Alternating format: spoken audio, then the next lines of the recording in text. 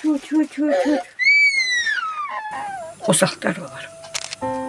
სულ ქუჩაში ვიყავით და რაღაცა და ელემენტარული აი ეს პატარა ოთახი ვნახე, რომელიც იყო ცოტა იაფად. ვართ უაღრესად გაჭირვებული, რომელსაც არ აქვს არანაირი საშუალება, რომ შევიძინო საჭმელი, საკვები პროდუქტი ბავშვისთვის. ჩერნოვეცკის ფონდი. საკვები პროდუქტი, სარეცხის მანქანა, რაღაცა ელემენტარული, რაც საჭირო არის ოჯახისთვის. ძალიან რთული არის, რომ არ აქვს საშუალება, რომ რაღაცა ელემენტარული რო გქონდეს.